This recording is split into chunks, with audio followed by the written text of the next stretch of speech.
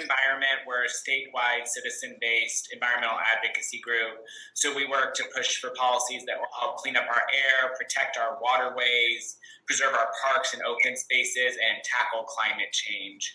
And so we really see our role as, first and foremost, advocating for a healthy environment for all Pennsylvanians, young and old.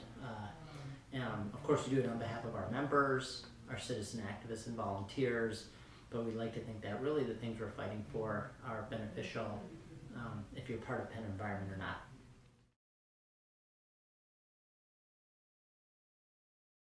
Our approach on cleaning up our air and protecting communities is that if we can pass policies that will help follow the best known public health standards to reduce pollution and then enforce those policies, everyone will breathe easier, whether you're in a low income community or not.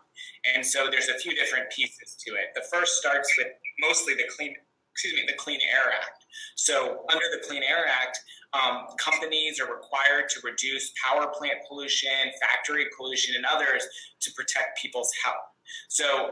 And then there's a question of how do we implement that law? And so, for example, over the last decade, we've helped implement a set of standards that reduce first mercury and air toxics pollution.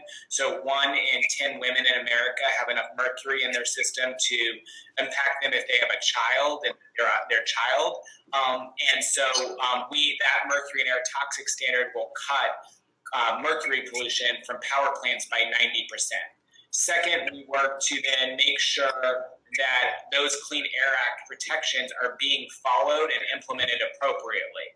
So back in mid-2016, one of the power plants in Allegheny County where Pittsburgh is, Cheswick, actually the last power plant, had a new clean air permit coming up around its what's known as SOx and NOx pollution. NOx, nitrous dioxide, contributes significantly to smog formation.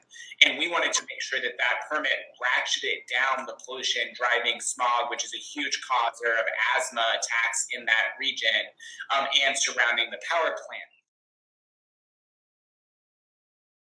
Up in a few different ways. So, pretty constantly with our members, they tell us stories about their children having asthma, them having asthma, and what that experience is like and how pollution reductions help their lives. I think probably more specifically is probably the lawsuit, which admittedly we haven't won yet.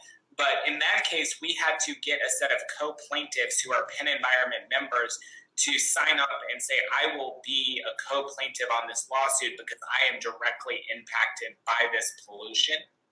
And so a number of members that live near the Monessen facility actually signed on to the lawsuit and are hoping to see reductions in air pollution from that coke plant, that steel plant, that will benefit their health. So, a lot of times it's probably the more general case of members saying, hey, here's my experience.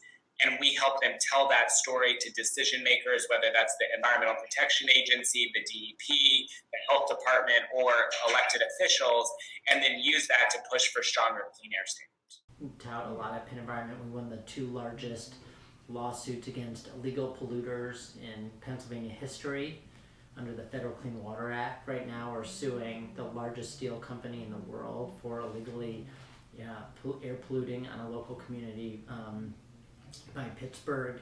We helped convince the Department of Environmental Protection to take steps to ban the use of open air wastewater pits and fracking.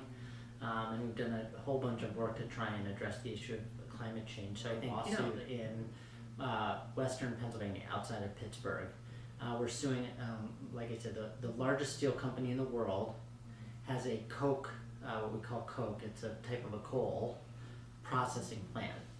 And it's in a city called Monessen, and Monessen's very poor, large African American population, and they're illegally dumping on, predominantly poor communities.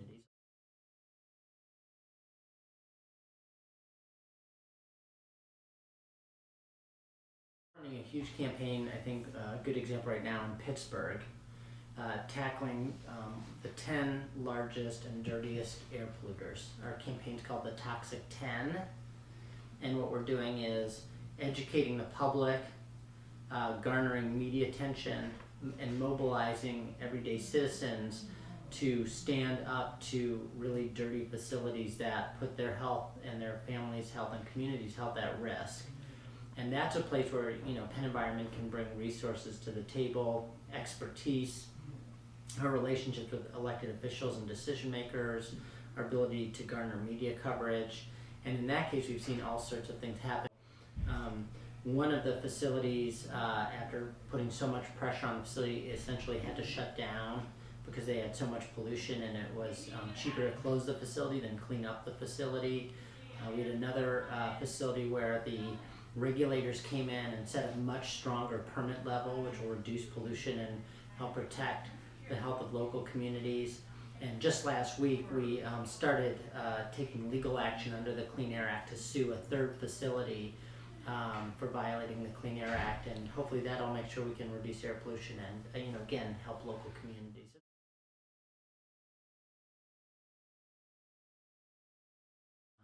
We'll be able to give a voice to African American communities, low income communities that may not have a voice to stand up for policies that reduce pollution. But it won't only help them, it will affect folks in Westchester, in Northeast Philly, New Jersey, so it's